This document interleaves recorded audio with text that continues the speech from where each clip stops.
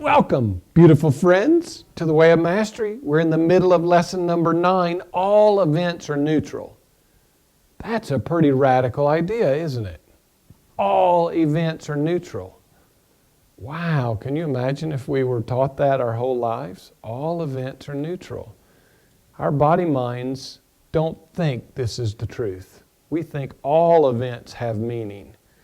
And we think we need to defend the meaning that we give events. And we tend to get in arguments with people who have different opinions of events. What if we all just agreed all events are neutral? Wow, that might bring peace to earth, wouldn't it? But this is one of the most radical ideas that on any authentic spiritual path, can you move that tissue that's right in front of things? On any authentic spiritual path, because if we don't recognize that all events are fundamentally neutral, then we leave our thinking, egoic consciousness in the role of deciding what's important and what's not.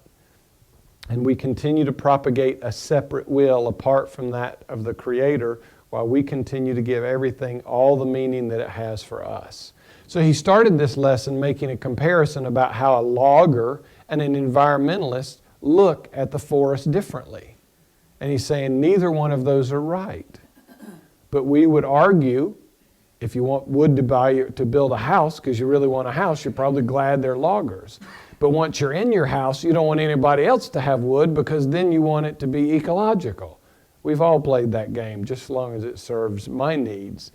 But the point is, he's saying if even the whole forest were wiped out, even went to the forest to say even if the entire earth were wiped out, it would be a neutral event. That the energy of creation would remain exactly as it always was, and it would simply go on to create something else. It's a pretty radical idea to the world. Very radical idea. So we'll deepen the second part of this. This was one of the toughest ideas that Jeshua gave me. You know, when I was walking the path and we got to this point, we were doing it actually in A Course in Miracles, and he was like, all events are neutral. You're giving it all the meaning. But I thought I had to give things certain meaning. Like I thought death was bad. Well, why did I think that? Because everybody had told me it was, because when it seemed to happen, everybody cried. So we've rarely learned anything of ourselves. We've been taught all this stuff and we adopt it. And then we think it's the appropriate thing to do. Because when you're a little kid and everybody's dressed in black and they're all crying, well, you figure it's not a party time. But the point is, it's all neutral. And when that drops in beyond an intellectual idea, because at first you'll see, you'll be ready to go, well, that's neutral, and that's neutral, and that's neutral. But my spouse not being nice to me, now that's serious. You'll start to see where your mind is saying, this doesn't matter, but this still does. And you can start to look deep in your consciousness, well, wow, what's the difference here? Why am I saying this is important and this isn't? So anyway, we'll get started deepening lesson number 9 tonight. So like what I have to say, don't like what I have to say, it doesn't matter. You're going to give it all the meaning you're going to give it, and you're absolutely free to do it. And I'm not trying to talk you out of anything. I'm just showing you there is a pathway to peace if you choose it. And you certainly don't have to. But we'll start tonight with the axioms. I am created as my Father created me to be. I am free. And nothing sources my experience but me in each moment. Nothing has an effect on me whatsoever, save that which I choose to allow to affect me. I need do nothing. I do not live any ordinary moments. With each breath, my experiences are the stepping stones laid before me of God to guide me home. Therefore, I will bring awareness to each moment and allow it to teach me how to forgive, how to embrace, how to love, and therefore, how to live fully. The only relationship which holds any value at all is your relationship with God, your creative source. The keys to the kingdom: desire, intention, allowance, and surrender. And the definition of love: love allows all things, accepts all things, trusts all things, embraces all things, and is therefore transcendent of all things. Number one tonight, we'll start with, I am created as my Father created me to be. We are not the creator. We are one with the creator, but we are still the created without being separate or apart. So he's saying, if we use the symbol of this lesson, all events are neutral. The event is created in some way. What we create is our experience of all events. We have the choice to see an event happen and be in great distress about it or in perfect peace. That's our co-creative element. And you're free to choose either one. One's not better than the other. If you want to be in great distress, cool. Nobody's saying you can't. But if you're in great distress, just know you're choosing it out of infinite possibilities, and you could choose perfect peace. But it's not bad that you choose great distress. It's completely a free choice left eternally up to you. So we are not the creator, but we are one with creation, and we give all creation, all our thoughts and beliefs about it. It creates our own individual experience. Just because other people are seeing something in a certain way doesn't mean you need to see it in the way they do. Nor does it mean you need to talk them out of the way they're seeing it. You're free to just have the experience of it that you choose to have. Number two, I need do nothing. We talked a couple weeks ago about the energy around need. Because in truth, in our divinity, we need absolutely nothing. Our being, the Christ that we all share as one, is being fully created, sustained, and infinitely provided for by God, as God's expression of its very self. So there's absolutely no need in our divinity. But where are we living in a consciousness that says, that's not true? That's not true for me. I'm having this experience and I have all these needs and all these preferences and all these desires, which are okay, but you're creating an artificial belief that there are needs there which are flying right in the face of the truth of our divinity. Jeshua spoke to this point in his Sermon on the Mount when he said, look at the tree, the birds and the lilies in the field. They don't spin, they don't toil, but yet all is provided for them. And we're invited into that relationship because it's the truth of what our divinity is. We like the idea, but something deep down tells us, I don't believe that that's true. I don't believe that I will be provided for and taken care of, especially in the way that I think I need to be. So just look at the whole energy around need. Number three, with each breath, my experiences are the stepping stones laid before me of God to guide me home. Therefore, because God's taking care of creation, therefore I will bring awareness to each moment, and I will allow each moment to teach me how to forgive. So creation's happening. It's not your responsibility. Our responsibility is what we bring to the game of creation through our awareness. And it can teach us how to forgive, how to embrace, and how to love. And therefore, we will learn how to truly live fully. 2 lessons ago, he said, none of us have ever lived fully because we've always lived at some level of fear. Even in our highest moments of joy, you were just one depressing phone call away from your joy being gone. So he's talking about a life lived fully at peace. Number 4, relationship. The only relationship which holds any value is your relationship with God. In the Course in Miracles, he talks about all of creation, all of the aspects of the one soul being the sonship or daughtership or beingship, whatever you want to call it. So we're always in relation to some other aspect of divinity, some other aspect of ourself. You can't get away from it. It's impossible to not be in relationship. You're at least within relationship to your own thoughts. You're in relationship to other people. You're in relationship to the perception of the weather tonight because it's kind of cold. You're in relationship all the time. You can't get away from relationship. But most of us operate from an egoic consciousness where I am this, and I'm in relationship with everything out there, rather than I'm one self, I'm the whole of it, in divine relationship everywhere I turn. Where am I turning and going, well, that's divine and that's holy, but this isn't? because you're picking and choosing. Now, the love tonight, love allows all things, accepts all things, trusts all things, embraces all things. Wow, that sounds like all events must fundamentally be neutral, because love sees no need to judge any of it. And because it allows, accepts, trusts, and embraces, it's therefore transcendent. Because if it didn't allow all things, it wouldn't be infinite. If it didn't accept all things, well, then it would be judging part of its infinity. If it didn't trust all things, well, then it's just splitting itself apart and looking back on part of itself with distrust. And if it didn't embrace all things, well, then it would be trying to create non-creation. It would be, existence would be trying to create non-existence, and just doesn't make any sense. So of course, it's like, duh, love has to be that way. But this is not the way we love in the world. We love all things when they go the way we want. We accept all things when they benefit us. We trust all things when we deem that they're actually trustworthy. And we embrace all things only when it suits us. Therefore, we're never transcendent of all things, because it's always conditional and dependent.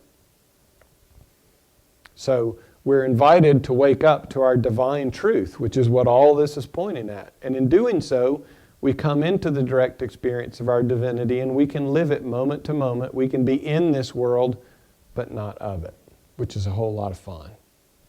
So we'll do the Aramaic Lord's Prayer. For those of you who haven't heard the Aramaic Lord's Prayer, this is Jeshua channeling it through the channel for the Way of Mastery, JM. And this is the way he spoke it when he walked the world. In the next slide, Cindy will read for us Yeshua's English translation, not the one that's been endorsed by religion and all that other stuff. This is his correcting so that it speaks to what his intention was when he spoke it. Avun, the Washmaya, Nita Kadash Shama, Tete Malkuta, Neve Asivinach, Akina, the Washmaya, O Baraha, Haulan, Lachman, Zunkanan, Yaumana, Washwoklan, Halpin, Akina, Dapanan, Shwakin, Il Hayabin. Ula talan el mission, el pasan membisha. But de la him el kuta, uhaila, utish bhakta. La alam. Amen. Amen. Father, Mother of the cosmos, shining light of all, focus your light within us as we breathe your holy breath. Enter the sanctuary of our hearts, uniting within us the sacred rays of your power and beauty. Let your heart's desire unite heaven and earth through our sacred union. Help us fulfill what lies within the circle of our lives today. Forgive our secret fears as we freely choose to forgive the secret fears of others. Let us not enter forgetfulness, tempted by false appearances. For from your astonishing fire comes the eternal song which sanctifies all, renewed eternally in our lives and throughout creation. We seal these words in our hearts, committed in truth and faith. Amen. Look well then to see where you have placed a value and insisted that that value be unshakable.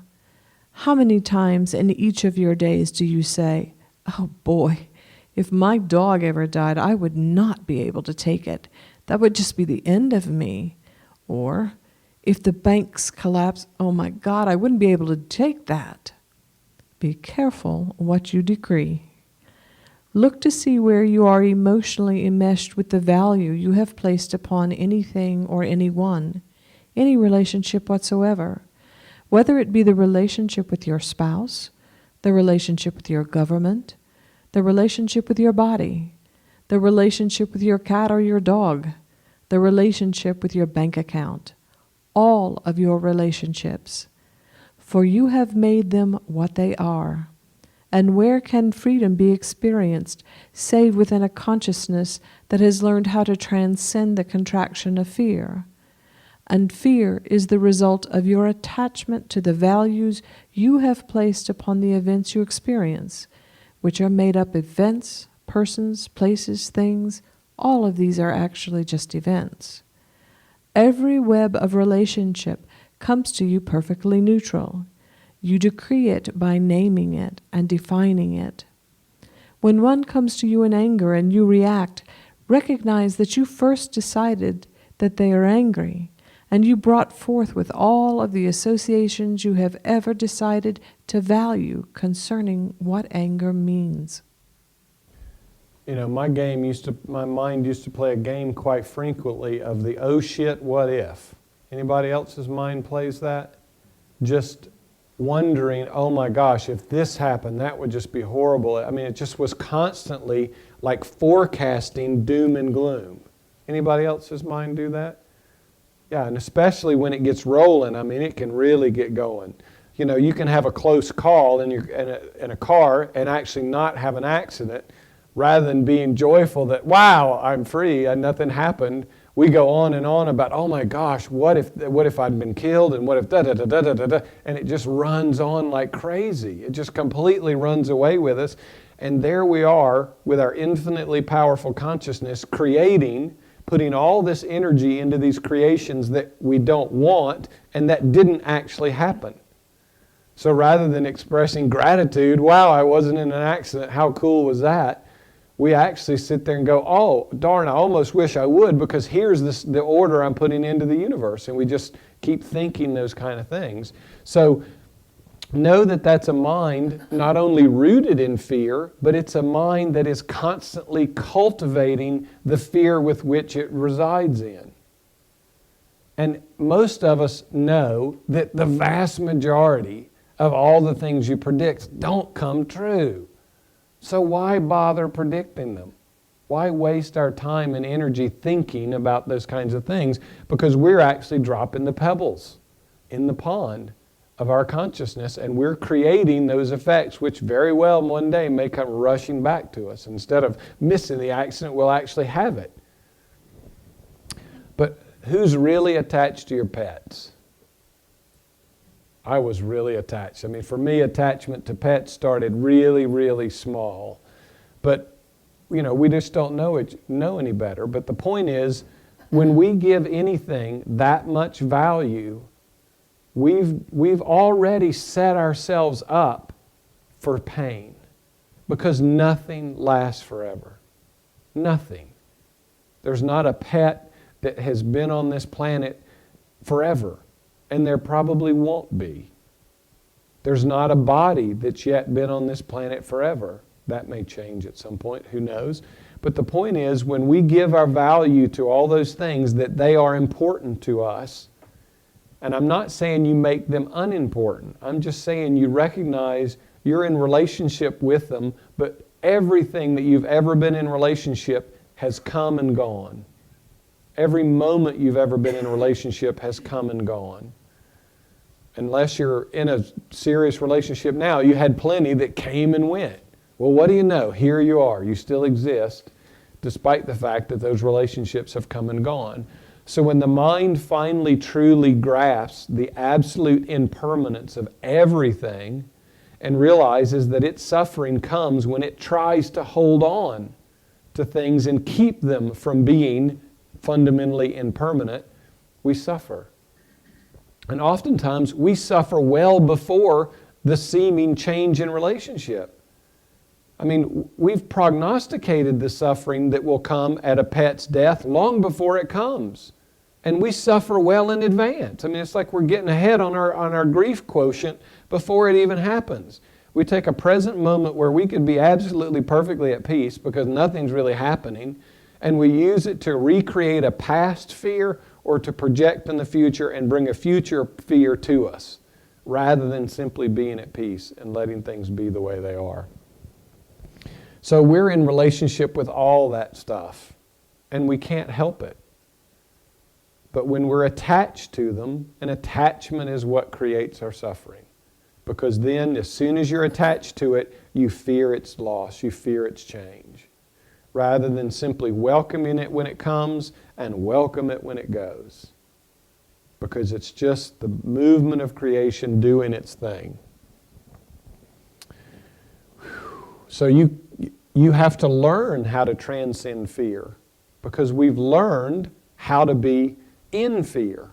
It wasn't a natural state. Our divine state doesn't know anything of fear. But in our body-mind state, our egoic, seemingly human consciousness state, we've mastered fear. So we have to relearn how to transcend it by unwinding our mind, unwinding our being from all these crazy commitments and codependent relationships and attachments we've made to everything. And wanting things to be in a certain way and not another. Cindy and I had a classic debate running in our house about how to organize the dishwasher. It just had to be so. And I didn't think it needed to be so, but Cindy believed it needed to be so. So one time, I said, okay, show me exactly how to do it. I did it exactly as she wanted. I was just so proud I've done it that way. I turned around and she had to move just one dish, just so that it would fit an idea that she had. Now, it's all funny now, but at the point, of course, that flew all over me and it was just a source of conflict between us. But even the insane, valuing how the dishwasher is or isn't, whether the toilet paper comes off the front of the roll or the back of the roll, or whether the toothpaste is a roll or a fold. I mean, we really get attached to the most insignificant things. And those are just the tiny things in our lives.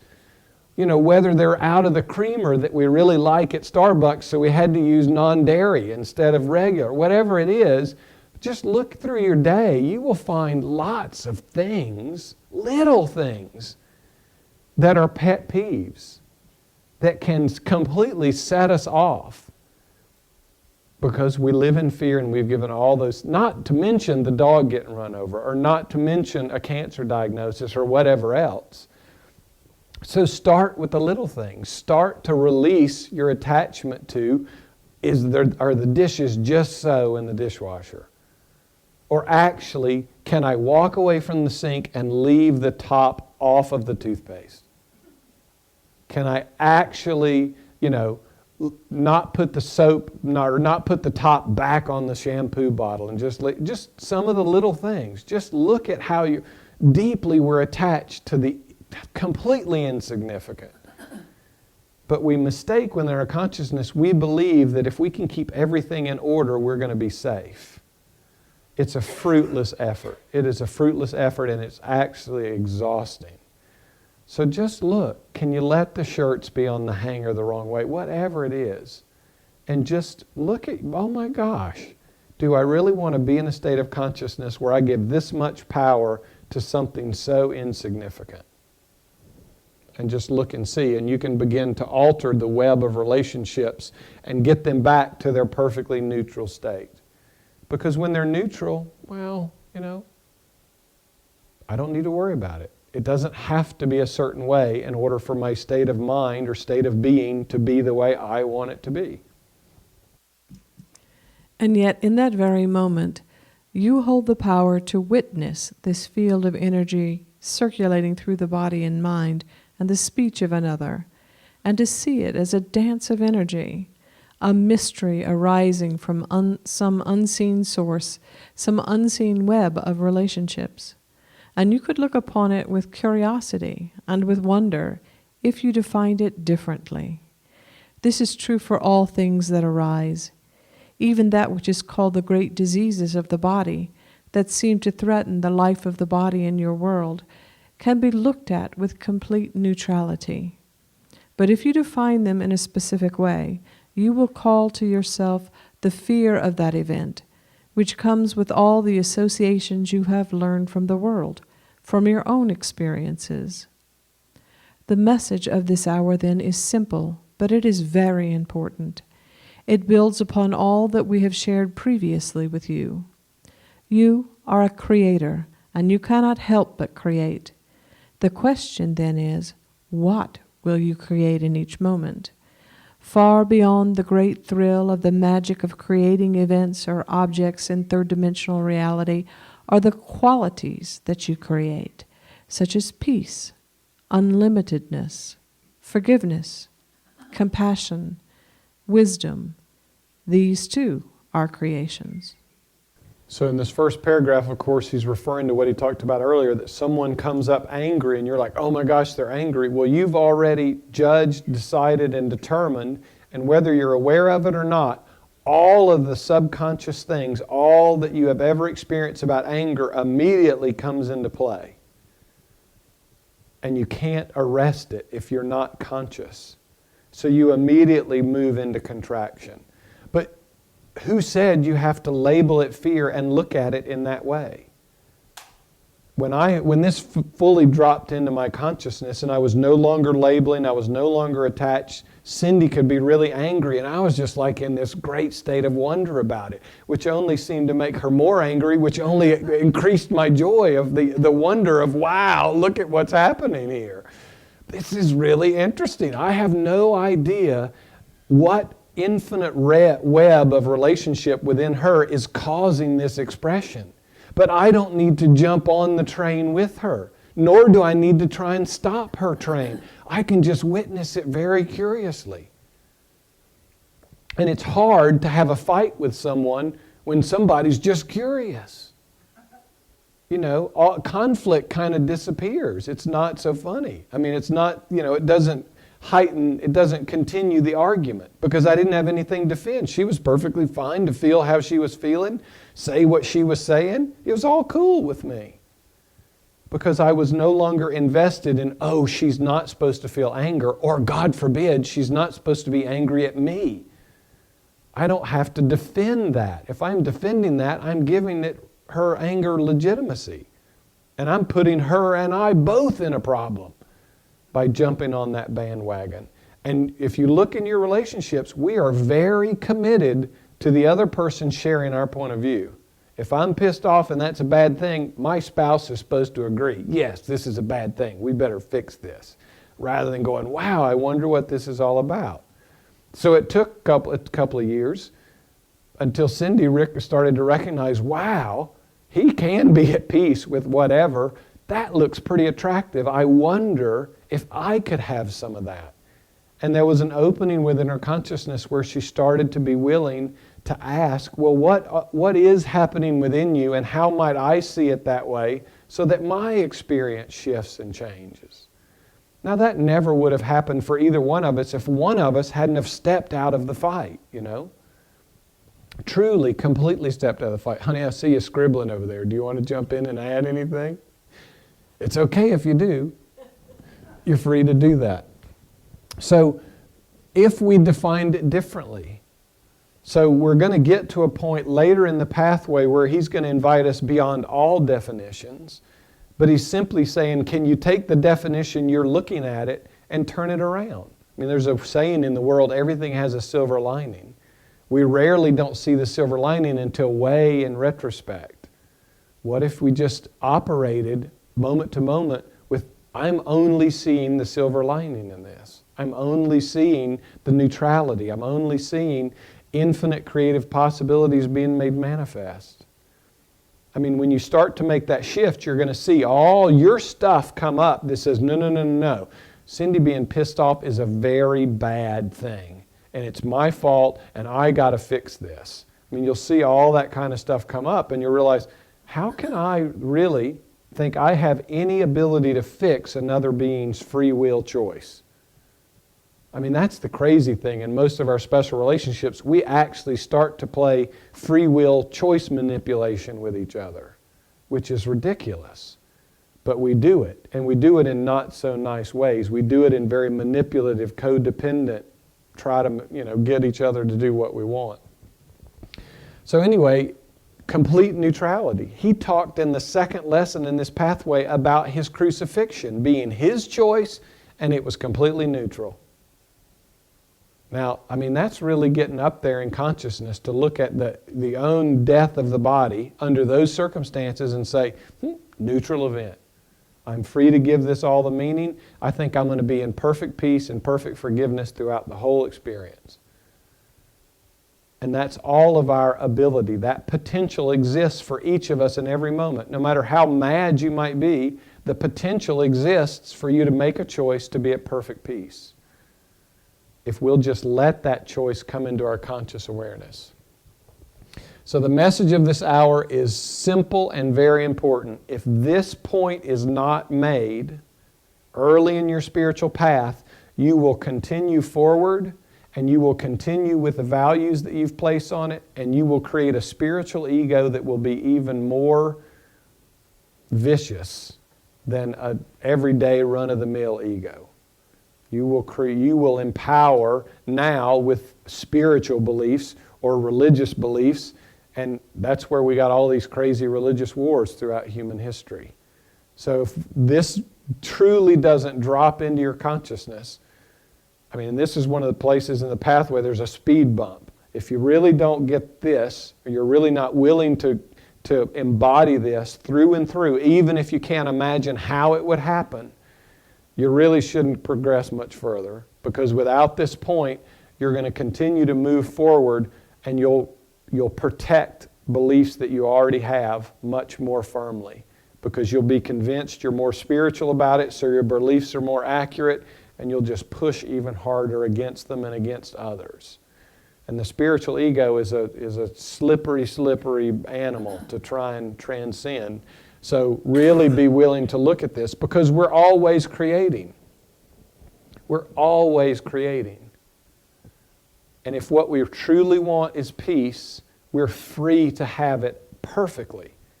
Nothing outside of us needs to change. Nothing, even with our bodies, needs to change before we have the ability to be at perfect peace. If we're willing to surrender all the definitions and judgments and everything else that we've made. And if we're not, it's okay.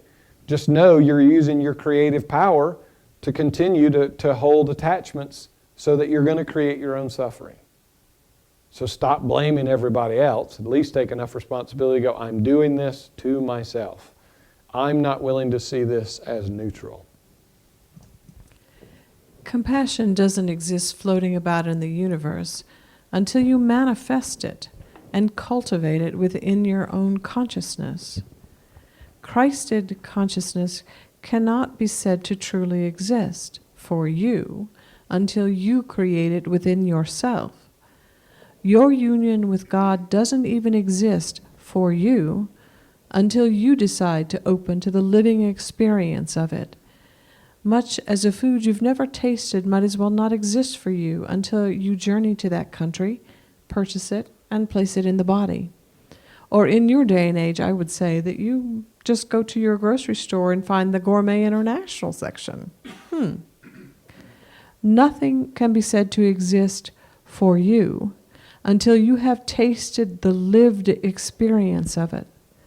So when you hear talk about enlightenment, when you hear talk about union with God, when you hear talk about unconditional love, stop nodding your head, thinking you know that what these things are, and turn your attention within.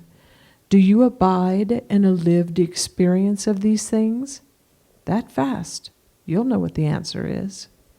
If the answer is no, I hear talk about enlightenment and I get glimpses, but I don't really know what it is because I'm not feeling it completely in my lived experience.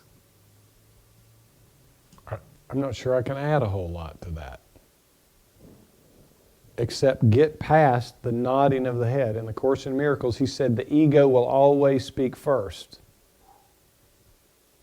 Oh yeah, I get that. I know all events are neutral.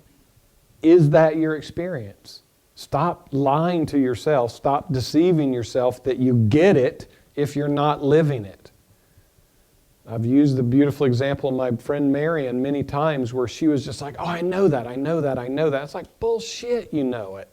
If you knew it, you would be living it. Stop denying within your own being by believing the words, oh, I know it, when you're not living it. If you're living it, that is your knowing of it. Unless you're living it, you have a concept about it. You have a belief about it. Enlightenment is a lived experience. It can't be defined. It can't be quantified. If you look on Facebook and all these around Ayurveda and all kinds of stuff, people are arguing about the definitions of it. Those of us who are at peace aren't participating in the argument because we know it's all neutral. It doesn't matter. The arguments are crazy. That's because somebody has an attachment to a definition of awareness versus conscious awareness. All of that is just bull. It's all completely ridiculous. Your lived experience is the only thing that matters. And if you're not living it, be honest with yourself and say, well, I'm choosing other lived experiences, which you're free to do. Nobody's judging the choices that you're making, but if you want peace, your choices have to be aligned with your experience of peace. This first paragraph is important because our ego says, oh, when X, Y, Z happens, then my state of being will change. When the economy improves, when the banks reopen, when this cancer is through my body and gone, when whatever happens, when I get a new job. I mean, we've all got fantasies out the wazoo of what will improve us. And he's saying nothing is going to exist until you create it. I've used my beautiful symbol of the mirror before. You can stand in front of a mirror for hours waiting for it to smile first. It's never going to smile first. Peace isn't going to show up on the mirror and then you get the benefit of it. You're the creator. Ooh, and what do you know? You're the immediate recipient of it. You get to choose for peace and you get to experience it immediately. And it's not for anybody else. They're all their own creators. You're only creating your experience. You're not responsible for anybody else's. If you think you are, let yourself and let them off the hook. And if it's not your direct experience mirroring back to you, then know, oh my gosh, I'm looking at the mirror and I really am expecting the mirror is supposed to smile first. I mean, when you look at it this way, it gets really simple. And he's saying it really is simple. Christ in consciousness is something that you manifest, that you create within your own being. The possibility clearly exists for it. He embodied it, Buddha embodied it, lots of us embodied it. All of us can. The potential is absolutely equal for every being because it was created within our consciousness, created by the Creator, and it starts with a simple choice and willingness. So where are you waiting for something to happen before you are willing to change your state of being? We've all got them. I mean, be really honest. And just know, you're just playing tricks with yourself. You're trying to say, the mirror is cause and I'm effect. Instead of recognizing, I am at cause and effect gets reflected back to me. Right away, you will know that there must be something that you have valued other than enlightenment, that you are insisting remain in place in your consciousness. What is it? Search it out. Find it. And decide whether you still want it. We would perceive that there are many in your world who like to walk around as if they are in a state of peace, with the smiles upon their faces. Perhaps they carry the Holy Bible in their hand, or some such other text. They wear some religious icon upon their body so as to create the appearance of one who is at peace. But inwardly, when they turn on their television, and they watch how the logger has felled yet another tree, inwardly they respond by calling that one ignorant or stupid or limited. In that moment, they have spoken to the universe the truth of what they are choosing to live. I am not the one who wants to know what peace is. I am not one interested in forgiveness. I am not one interested in wisdom.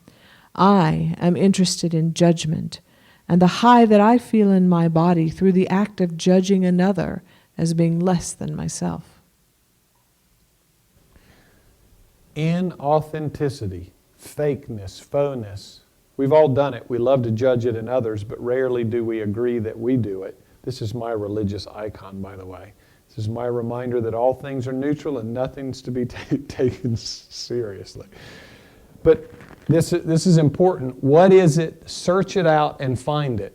If you are letting something remain in your consciousness, we don't awaken fully, we don't experience enlightenment until we have dove to the depths of our consciousness, till we have opened all the doors in your being that say, don't look here, till we have gone to all the dark, scary places and brought the light of truth so that we can change all that stuff. If we don't dive deep, then we're continually being run by what's unconscious to us. The thoughts and emotions that arise up to our conscious level are still being propagated by all the stuff hidden unconsciously to us or in our seeming sleeping mind. So he's saying if you want peace, if you want enlightenment, search for the things that are within your being that are unlike it. Search for your definitions that you say you won't change. Search for the values that you say are right, even the ones that you say are religiously righteous. Find them all, because until you do, and do so consciously, they'll continue to operate within you unconsciously, and you'll be bound by them. Whew. And you know, enlightenment is something you can't really fake. You might be able to fake it to yourself or to a couple of people, but you got to live it. And if you can live through a family holiday, I think that was Eckhart Tolle, he used that example. You think you're really enlightened, go home for the holidays and see if you're still at peace. And if you are, well then great. Your peace is your own gift. You don't have to yell to everybody else who's not at peace, look, I'm at peace, I'm at peace, I'm at peace, nana nana boo boo. Because you know what? They're absolutely free and they're creating what they most want to experience. And when they want peace, they'll find their way to a pathway. They'll find their way to something that will help bring them to the conscious recognition that peace has always been available and it's only a couple of choices away. Now, they may be very persistent choices. We have to break a habit of kind of our being. But many of us do this. We say one thing in one situation, and then what we think is in the privacy of our mind, we say all kinds of things that are absolutely contradictory to it. And we think there's a difference about what we speak and what we think. The universe just hears it all. The universe doesn't know any difference between what you speak and what you think. It just hears it all. So if you're incongruent, I mean, you know, it's like trying to smile out of one corner of your mouth or something and trying to get a full smile back. It's just not going to work. So just look, be honest with yourself, and don't judge yourself. That's not helping any. But just look, oh my gosh, I see where I'm being, he calls it disassociation, where we can hold two contradictory beliefs, and I've heard them, I'm awake, and then those assholes, if everyone else would just wake up, like, oh my gosh, those two things just don't go together. You know, so you have to find those inconsistencies within your being, let them be exposed, and then really, which one of those is it going to be? If it's peace that I want, then I give up judgment, period. I don't reserve it for just certain things, and I don't take my judgments and now wrap a little spiritual ribbon on it, maybe even put a clown's nose on it and say, see, it's okay to still do that kind of thing. So just look within and find where those are going on, and they are. And when you find them, be grateful that you see them, because now you're empowered to do something about it. While they're unconscious to you, you're just being manipulated by them, by your own unwillingness to bring them up and look at them clearly. Whew. So what declaration are you making to the universe, to God, to the source, with every thought, with every breath, with every gesture? Because the experiences that are rushing to you are the effect of the pebbles you're throwing, what choices you're making. In short, it is time to give up the pretense. It is time to begin viewing yourself from the perspective of an absolute, ceaseless creator, to begin looking at exactly what you are creating in each moment of your experience, to bring the quality of childlike innocence to what you actually experience, not what you tell everybody else you are experiencing. It is time to become honest with the effects of the ripples of the rocks or pebbles you have dropped into the field of awareness as a great form of play.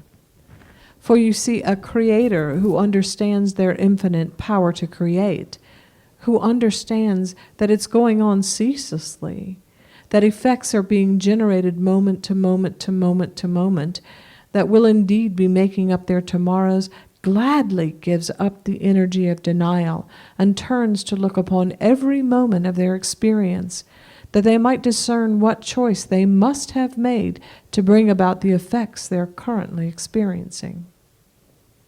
And if you want to know what choices you've made, you only have to look at your experience, because it doesn't come from anywhere else save your own choices.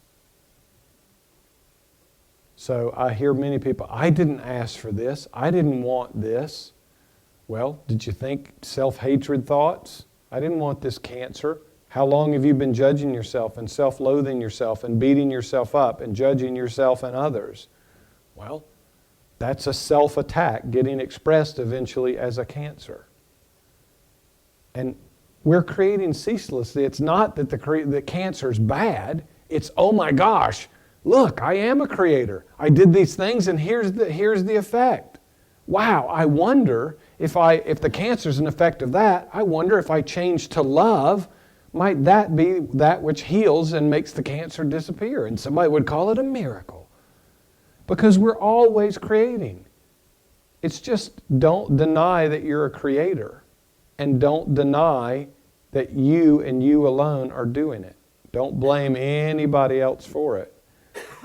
So if you've been doing pretense, well, at least be honest. I, as an infinite creator, have been creating fakeness and phowness. I am a two-facer. So be it. Is that still what I want to be? You don't have to judge it. You can look on it with great self-love and compassion. So be it. So I created a self-perception that isn't really what I'm actually experiencing. Wow, well look at that. Do I want to keep that? What is it I truly want? What would I have to let go of? Because the pretense and the denial are usually because we think there's a certain way it's supposed to be. He's not said anything about supposed to. He's said there actually isn't a right and wrong. So if you're not at peace, nobody has said you have to be at peace. Just own the fact that I'm not at peace because I'm an infinite creator and I've chosen not to be at peace. And I'm suffering because I choose to suffer. Own it. Create it as your own. But then be clear, what is it I want now? And you're free to change that at any point. At any point. I like the fact that he's included the effects of the rocks or pebbles you have dropped into your field. Because sometimes we throw really big boulders. We throw judgment with an incredible amount of energy behind it. I mean, with great projecting rage kind of stuff. Those are big rocks, boulders kind of thing. So we're making up our tomorrows. If you want to make up a tomorrow of enlightenment, of peace, of self-awareness, of honesty, inner honesty, well, start with that now. It doesn't matter what you did last week. You're free to change it. Absolutely free to change it at any point. And moment to moment to moment to moment to moment. Oftentimes, like when we sit down to meditate or pray, we think those thoughts are like more powerful than the ones we were thinking in the grocery store. We think that they're sacred because we put our hands together, or we've closed our eyes and we're holding some special hand position. They're the exact same thing. You can't think judgment thoughts 95% of the time and then meditate Om and think that your oming undoes the 95%. All of them matter, moment to moment to moment to moment to moment. Be present to that, if you wish. When a bill comes and your body shakes and you go into contraction and worry because there are not enough golden coins in the checkbook to pay for it, the Creator stops and looks upon all that is being experienced in the field of the body, in the emotional body, the thoughts being held in the mind. They begin to notice how they are viewing the objects around them, the world around them. in order to begin to wonder, what thought must I have dropped into the pool of my mind to create the effect of lacking golden coins? And is that a thought I wish to drop into my mind so that I create similar effects in my tomorrows? Here is the doorway of wisdom. Do not create unconsciously and then just walk away, but learn ceaselessly from your creation. For in this way, you begin the process of dissolving the creation of an unenlightened being, and you begin to build the creation of a Christ here and now, in this moment. Never, never believe that your thoughts are neutral.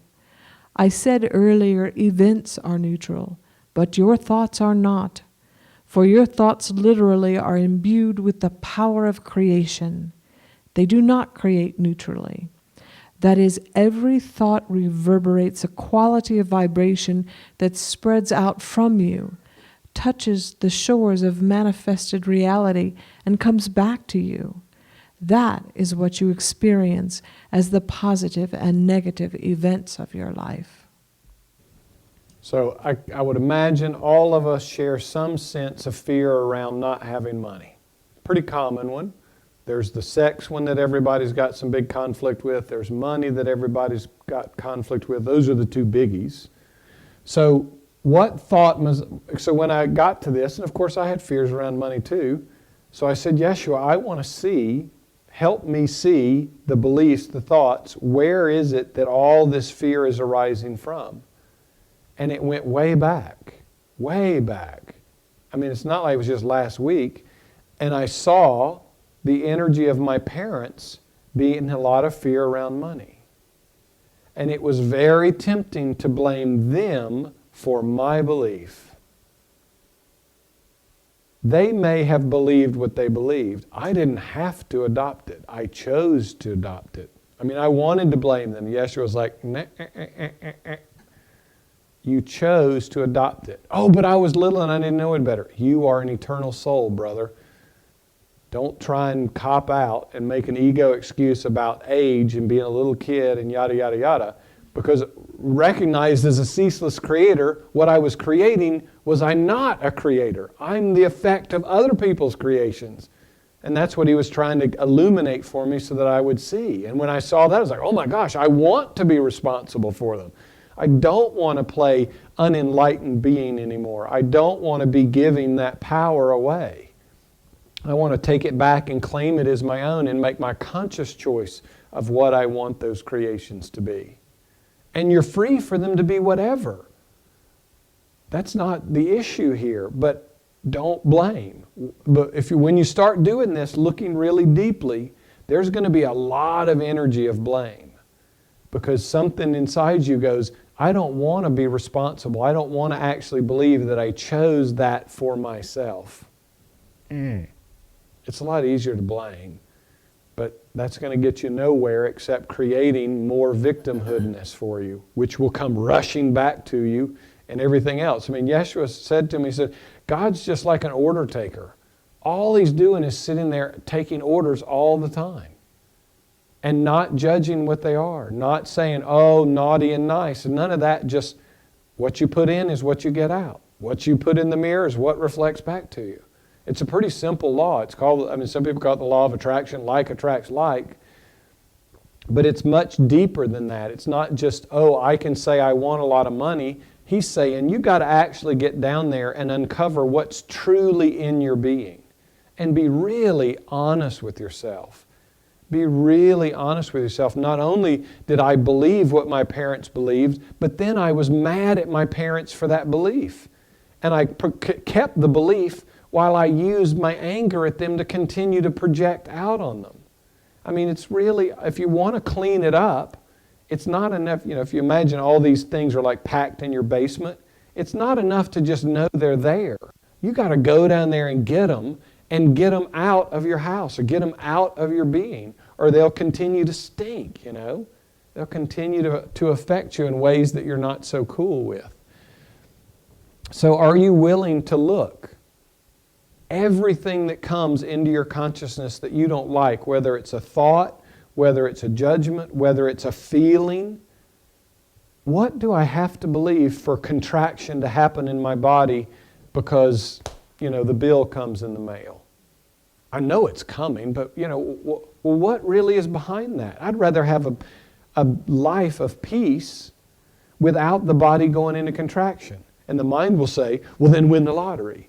Well, that's not really the solution. The solution is, I want to be at peace whether a bill comes or not, whether there's money to pay it or not. That's perfect peace. That's the peace that passes understanding. Well, we can all have that. We just have to undo all the stuff that we did. So he's only asking us to come back into our conscious creative capacity, which we all have had. We've always been doing it. So we maybe used it to be victims. Well, big deal. We don't have to keep doing it that way. So remember, the events are neutral, but our thoughts are not neutral. Our thoughts are what are creative. That's the very power of creation itself.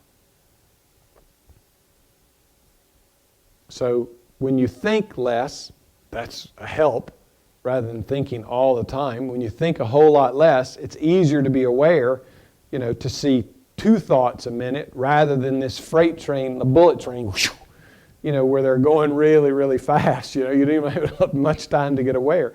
So thinking less would certainly help you. But be willing so that you can begin to build the creation of a Christ, you as a Christ. God's not going to do it for you. God's already created you as Christ, as an infinite creator. So we've all been creating as Christ the whole time. And we always will. We just chose to create a whole experience of separation, a whole dream of being apart from the creative source, all the while using the creative source's presence to do it. That's the cosmic joke. Whew. So dissolving the creation of an unenlightened being. So all of us in our unenlightened state, we're only experiencing the effects of our own creation. Nobody did it to us. We weren't pushed out of heaven. It wasn't a fall from grace. We chose to fall asleep. So big deal. How cool is it that we can even have the experience? Now, what do we want to get on with? Now it is very true. Please listen carefully to this, that at any moment as you go along in your experience, as you experience the reverberation, the coming back of the ripples you sent out, in that very moment you are not a victim of what you created, because in each such moment you remain as perfectly free as you were when you first dropped the pebble in the pond that even created the ripple in the first place. You are free to choose how you will experience the effect of that ripple. And if you experience it with unconditional freedom, with unconditional acceptance and love, forgiveness, neutrality, innocence, you literally diffuse the effects of that ripple upon the pool of your consciousness. And then, in that moment, you become instantly free to begin creating in a new way the ripples that you will experience in the future. And this is why you are never a victim of anyone's creation, especially your own. So there's this whole belief out in the world about karma. Karma is a mind fuck.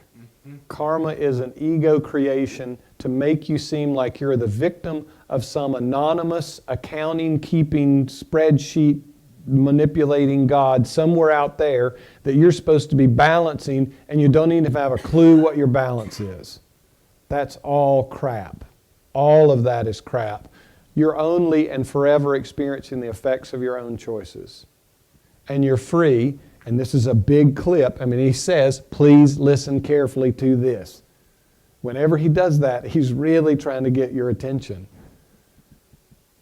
You are free to choose how you will experience even the effect of my fear of money coming rushing back at me. You are free to experience it differently than the fear that you had that created it. You are absolutely free to look on it with unconditional freedom. This is self-created. And behold, I as an infinite creator have created this foreclosure. Wow! How can I look upon this with unconditional love and unconditional acceptance so that I stop, I don't throw more energy out like I threw which brought this to me? You can arrest it in that moment by your choice for unconditional freedom, unconditional acceptance, love, forgiveness, neutrality, innocence. And he's unconditional. I mean, you created it out of your unconditional freedom and your unconditional acceptance of this is the effect of my choice. Funny, the mirror's not smiling because I'm not smiling. Well, who can I be pissed off at? Jenny, it's your fault that the mirror's not smiling back. I mean, recognize how crazy that gets. I can see the effect, and I choose, each of us choose how we affect or experience the effect of that coming back. Now, there's a big difference. He's not saying that you need to love, that you need to say those effects coming back are good. He's not saying beat yourself up because you created it. He's saying look on it with absolute neutrality. Remove all the judgments about it. Don't try and take, something and turn it into a good thing. That's still putting a value on it. I mean, all of a sudden you recognize you're saying to the universe, foreclosure is good.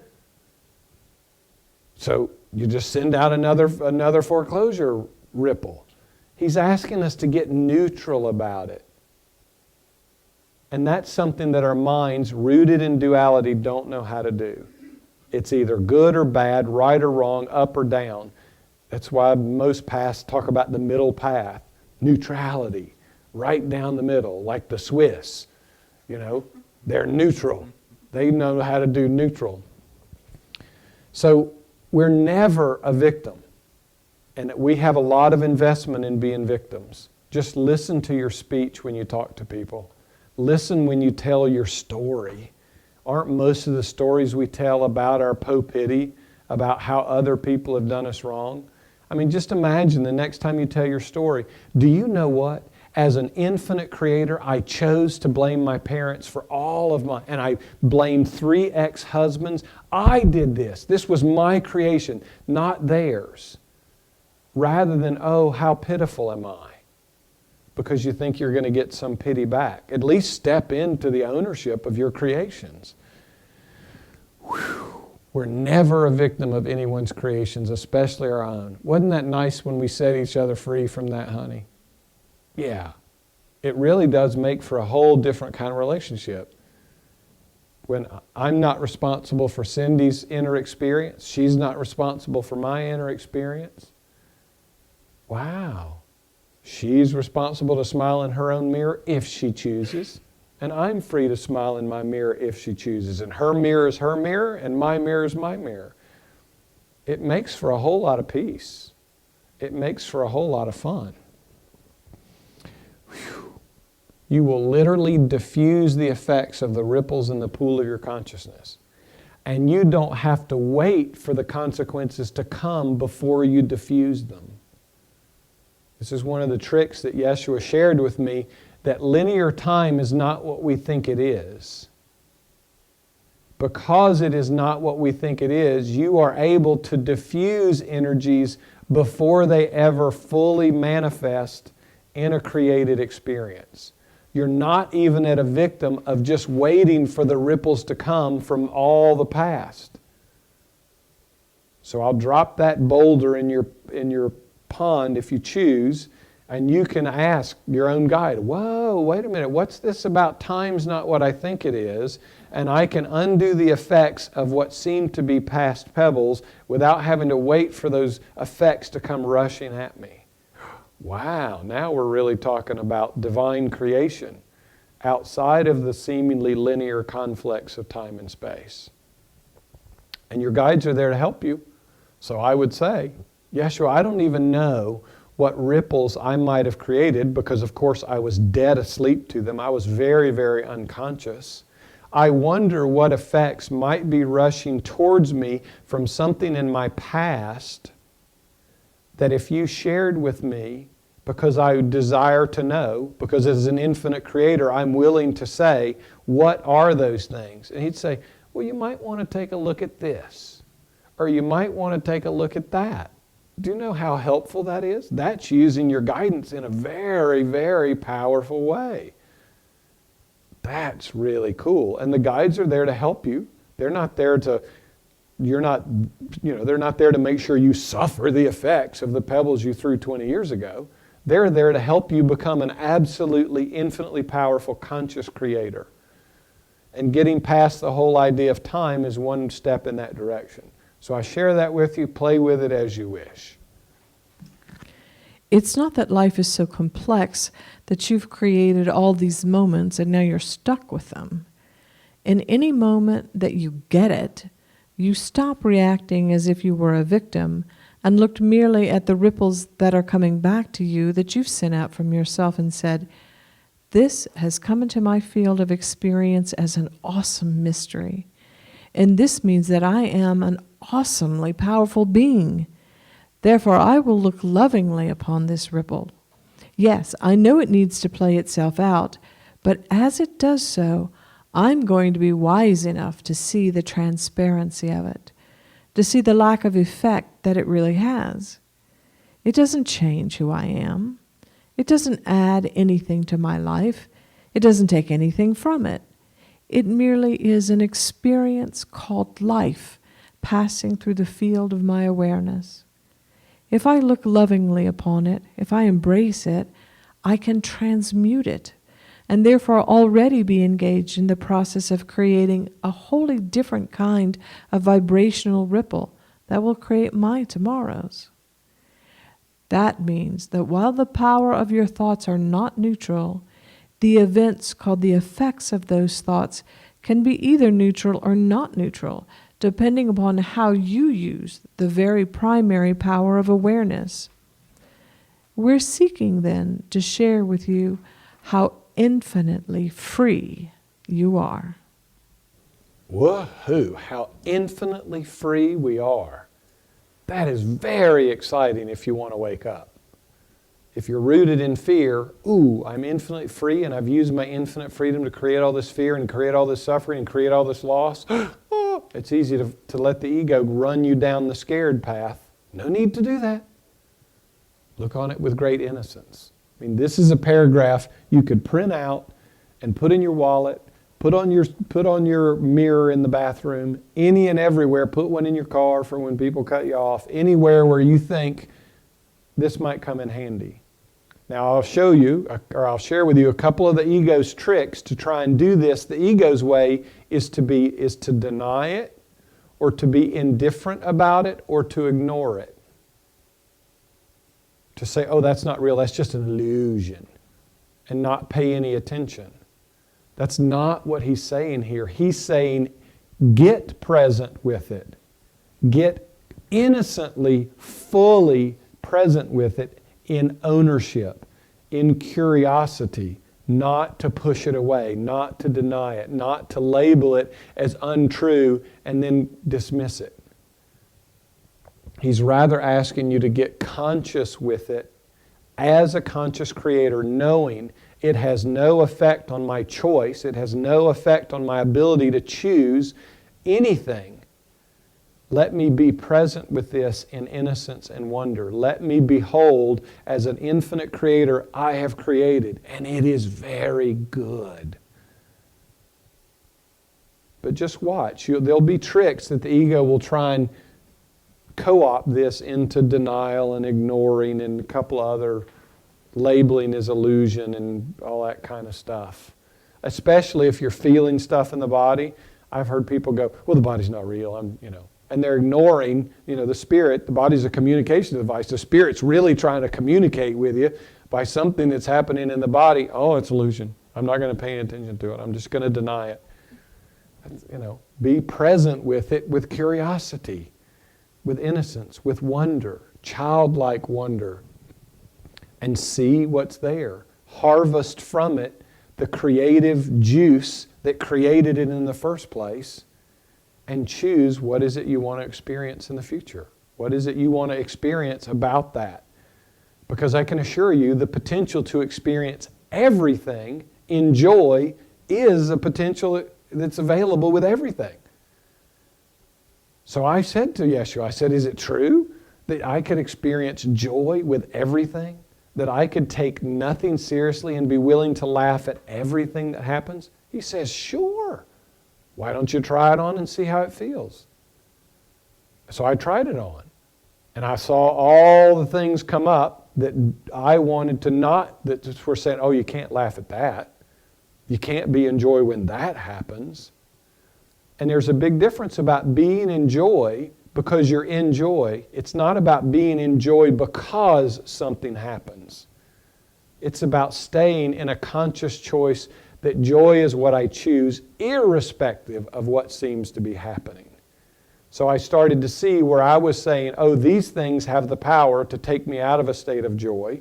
And I started taking away, dropping new pebbles, letting go of my creations, which says, Cindy being pissed off is worthy of me losing my joy. So as I let all that stuff go, forgave it, released it, I realized, wow, I really can. Or I can be pissed off about everything.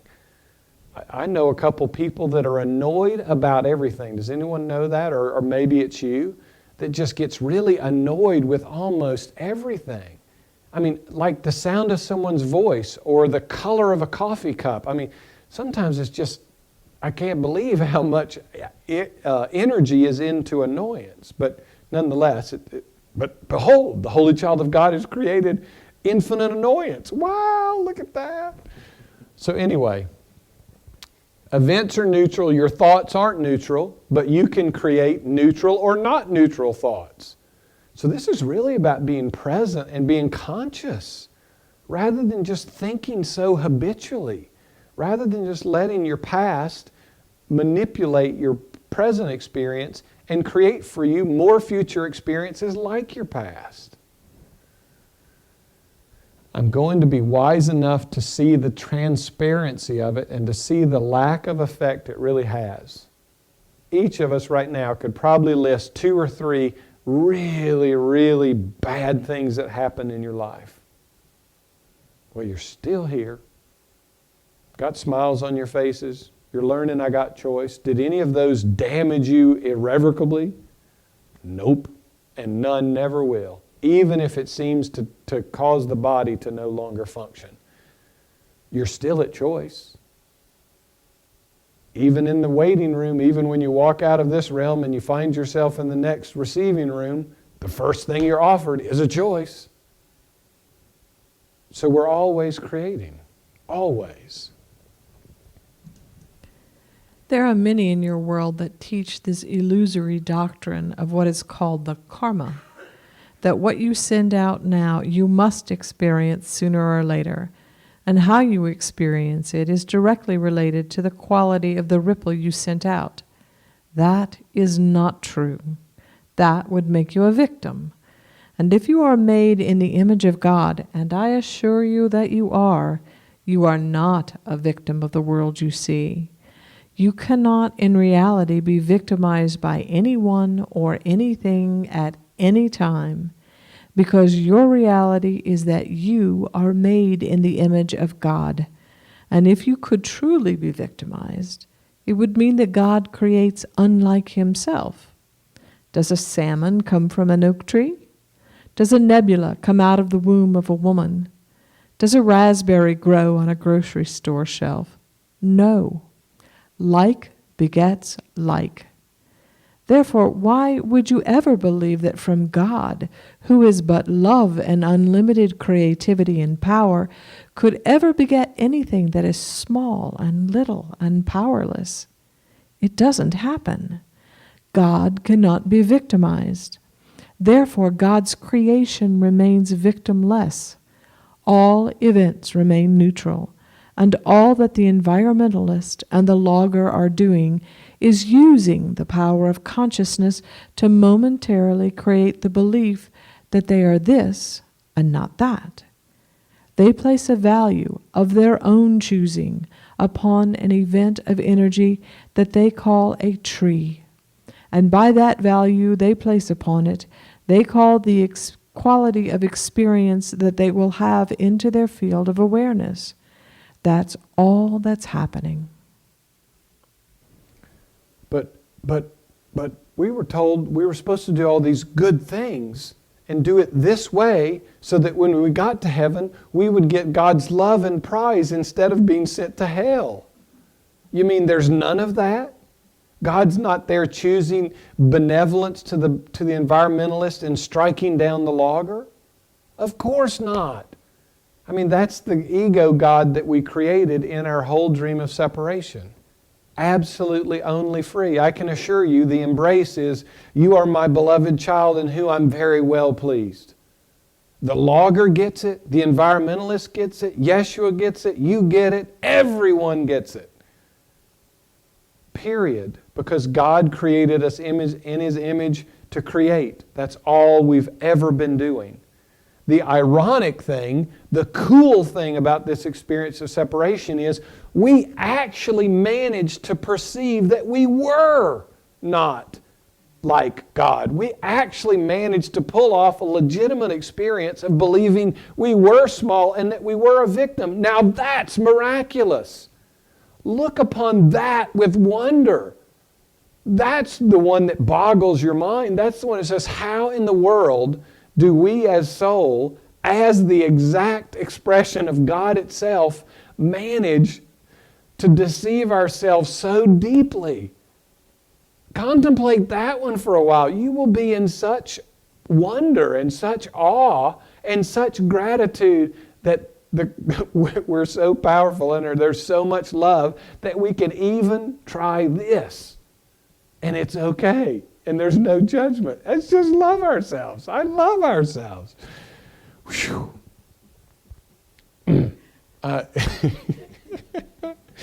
So recognize when you're feeling victimized, Jeshua would say, oh yeah, God's really worrying about this one with you. I'd be like, because God wasn't taking my point of view about anything. And Jeshua was offering me God's point of view instead of my own. He was offering me God's will in replacement for the will I had created in separation. He was offering me peace, and I wanted to be right. I wanted God to see it my way.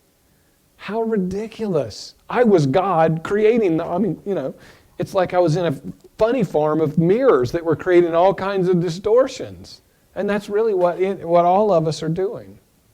So we're not a victim of the world we see. We're the creators, period. And the ego can take this and get really, really heavy on you. Oh, it's your fault. Your fault that so-and murders happened and da-da-da-da-da-da-da-da-da. Of course, it's not your personal fault, but your personal thoughts get thrown in the kitty with everyone else's, and that finds manifest expression all over the place. So if you really want to wake up to your full creatorness, you do say, I am responsible. I take responsibility. Behold, I am the one, and I don't mean John Mark, but the one of us that had the courage to dream out the whole dream of separation, to really wonder what would it be like out of my infinite creative capacity to dream this dream in all its infinite expression. And look upon it all and say, behold, it is very good. I remain as I was created to be. And I'm just as free to bring heaven to earth as I was to create all the other stuff. That choice is available to us all the time. Jeshua saw nothing but heaven on earth. He offers us His vision. He's given it to us in this pathway. But as you can see, it costs us the vision that we thought we had. It cost us the idea that we thought we were, and it cost us the idea of the world that we thought we had. Look at the world you think's out there. Do you really want to keep it? Or would you rather get on about creating something else and joining all the others in creating heaven on earth? It's certainly a possibility. So, I and the Father are one. What the Father is, I am. So if the Father is not a victim, well then I can't be a victim. And if I am, I'm using my oneness with the Father to create that misperception and to create that whole experience. which, by the way, I'm free to do. How cool is that? But I wonder, do I really still want to do that? Nah, I don't think so. None of us. I mean, humanity will come to peace when we all recognize, oh, we don't have to do this. We don't have to think this way. We don't have to hurt ourselves. We don't have to be in fear. Well, no, we don't. Nobody has to be. When we wake up to that level of consciousness, all that stuff will just stop on its own.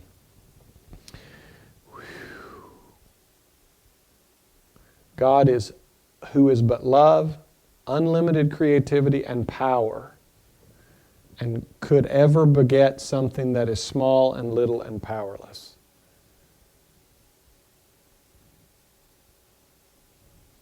We've all believed we were small, little, and powerless. Drop some wonder questions in your pond. I wonder what it is like to live the embodied experience of love, unlimited creativity, and power. I mean, I think we've all mastered the littlest part.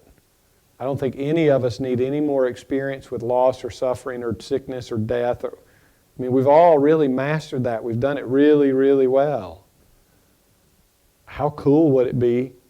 Jeshua at the end of this lesson he's asking 10 million awakened Christ. He's asking just 10 million out of all of humanity to be willing to be this conscious. I don't know. I'm sure keen to be one of those 10 million. Whew. So it's the only thing happening is the freedom of every being to give everything the meaning it has for them. And there's not a right one or a wrong one. There's not a good one or a bad one. Free yourself from all the stuff that you think you're supposed to do in order to earn salvation or to get into heaven. We're already in heaven using the power to create this whole crazy shell game of, am I in or am I out? Am I going to get in or am I going to get out? Oh, I did that 20 years ago, so I'm screwed. Funny, funny, funny. Whew. You ready, Cindy? The energy that makes up the tree is eternal forever. It may change form, but life remains. Therefore, lament not the passing away of a species, but trust the grand intelligence that gives rise to it in the first place, for it is still busy creating even greater universes. This is why loss does not exist. How does all of this relate to your daily experience? We want to suggest, and this is very important as we move into the following year, it's going to become very crucial that you have a foundation on which to build if you are ready to completely assume responsibility for having been created in the image of God, and that therefore you are an eternal creator. Begin now to utilize some time each day, without letting a day go by, in which you sit with yourself, not with your mate, not with your parents, not with the television, not with your favorite sports team, not with your favorite actor or actress, not with your favorite religion, not with your favorite God or master or savior, not even me. Sit with you and start by acknowledging that you are one with God.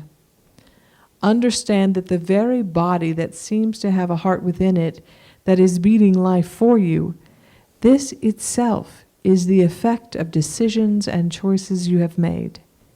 That the very chair that you are sitting in is the result of your attracting a web of relationships that's quite unique in the field of your awareness, called the physical universe. And in that moment, you are having an experience you've never had before.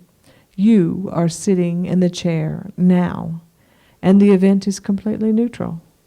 And nothing that you are experiencing in your consciousness exists or is sourced by anything outside of yourself. So even modern day science is telling us that everything's energy, and that energy can change, but it can't be destroyed, and we can't create it. How about that?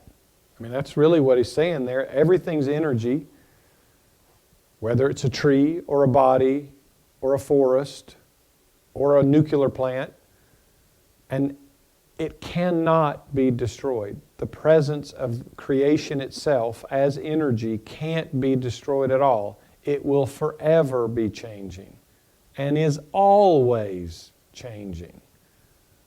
So lament not the passing away of a species. Wow. Could you imagine if he comes back in body, goes onto the United Nations floor and says, worry not about the passing away of a species. Wow. I mean, I wonder if he walked into a church and went up to the pulpit and said, all events are neutral, including my crucifixion, and then just walked out.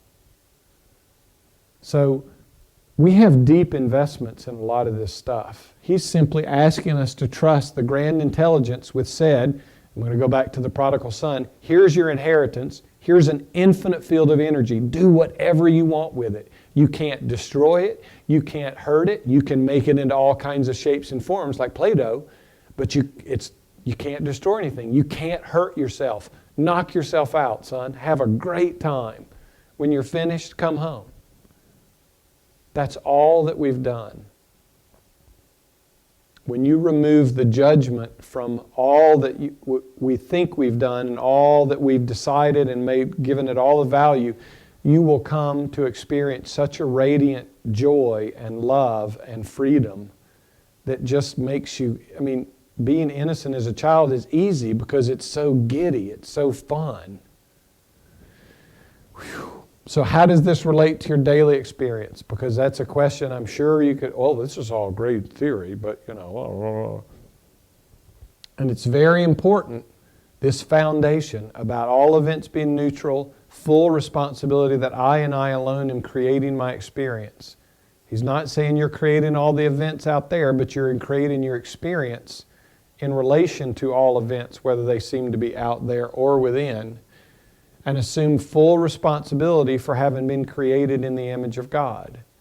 If you think your victimhood is going to earn you some extra points in heaven, because you can point at everybody who was mean to you and how nice you were, all you're going to get is that's all a neutral event. What's the big deal? And you'll have to get back on the bus to come back to get that it's all a neutral event. That's your ticket out of this realm. But anyway, to acknowledge that and know that nothing has, I mean, just look in your house. Everything that's there has been a choice of yours. Even the fact that you're in that house was a choice of yours. Can you find one thing that is in your possession that you would say is yours that wasn't your choice? Even if someone gave it to you, you chose to keep it. You could have given it to Goodwill. You could have re-gifted it. Everything that you're experiencing is the effect of your choices. And if you don't like them, get rid of them. Change the choices. So he's asking us, get really honest with ourselves, take full responsibility that we're a creator, and then he's establishing what will be the foundational practice for the entire rest of the pathway. We'll get into it mostly next week, but he's alluding to this 5 minutes of abiding as Christ. He's asking us to not look to anyone else for help, just to be present with ourself and abide as Christ for 5 minutes. I won't drop the whole practice because we'll get into it next week, but that's what he's pointing at. That if you find yourself in time and space, it can only be because you as soul chose it, not because your parents got hot and heavy in the Chevy, but that you chose the experience. Because nothing happens save it's not our choice. There are no victims. So he's going to drop this practice for us in the end of Lesson 9. So I'd encourage you to come back if you're curious of walking the world as Christ. It's a lot of fun to do it.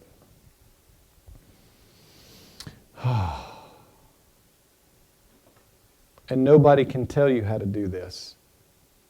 He's saying, abide with yourself. Begin with, I and the Father are one, and allow the natural knowing of your creatorness to arise within your being. Not because Jeshua says it's that way, not because anyone else says it's that way. Explore it, discover it, reveal it within your own beingness to you. I mean, revelation is your own coming to know it, not because someone else has said it's that way. Don't take Yeshua's word for this, even as it sounds. Experiment for yourself. Find out for yourself if it's true for you. Because what good is anybody else's peace to you? Zippo. And my peace is not of much value to anybody. You want your own. And you're free to have it, of course. So come back next week if you want to listen to the practice of 5 minutes of abiding as Christ. Fun stuff. Any questions or comments tonight? Cool. So if you're interested in quickening your journey of remembrance, it helps to be around those who have remembered, because we won't play the victim game story with you. We won't play you're small and a victim. If you want to come and be reminded about the power of your choice and about some of the fundamental natures of creation and how it's expressing itself and how we're participating in it all the time, it's fun to rest with people when they come, to sit and play together. If you want us to do a retreat or a plurk shop, we've got one working in New Hampshire in April that we'll have some info on soon. Just send us an email. Love offering, we do this absolutely free. We give away the movies that we do, the dialogues, all of this, because it's the truth of what we are. I mean, my own choice is I'm not going to charge you to help remembrance of what you are. You can, if you want to go to where everybody can tell you they can improve you, go ahead. I know you're beyond improvement already. You just need a little reminder occasionally. But nonetheless, we do this all as a love offering. We give it because it's our joy to do so, and we're at choice about that. We could charge. Lots of people out in the spiritual world charge.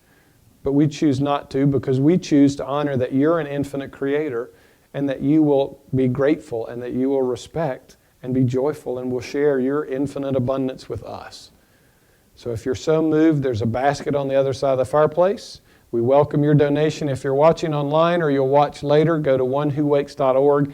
In the upper right-hand corner is a little give button. Click that, and you can put a PayPal donation. And we were guided, a year ago to put in an application to be a nonprofit. We are now officially One Who Wakes is a nonprofit, so we can accept donations of any size, and they're tax deductible.